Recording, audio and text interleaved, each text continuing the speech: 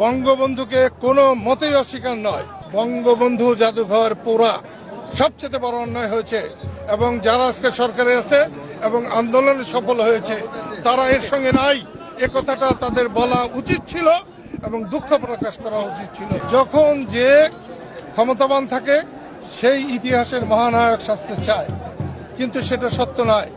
বিজয় দিবস এটা একটা ঐতিহাসিক ঘটনা। আমরা হাজার বছরও স্বাধীন হই নাই।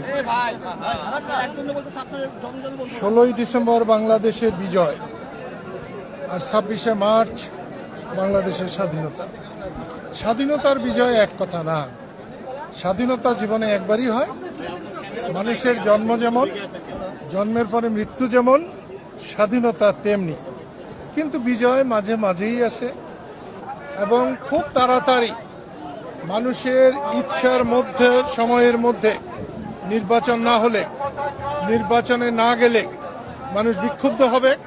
আসলে আমরা প্রায় সবসময় ইতিহাস বিকৃতি করার চেষ্টা করি এবং করি।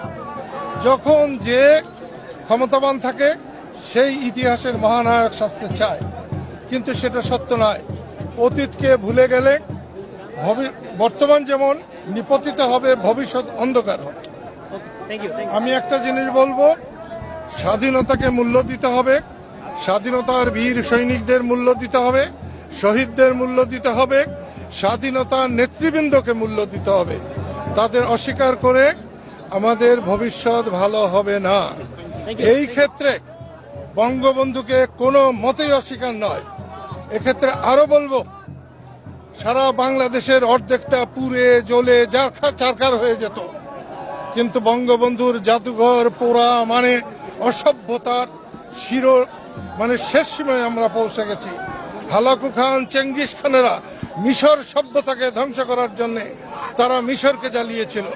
ঠিক তেমনি বঙ্গবন্ধু জাদুঘর পোড়া সবচেয়ে বড় অন্যায় হয়েছে এবং যারা আজকে সরকারে আছে এবং আন্দোলনে সফল হয়েছে তারা এর সঙ্গে নাই, এ কথাটা তাদের বলা উচিত ছিল এবং দুঃখ প্রকাশ করা উচিত ছিল।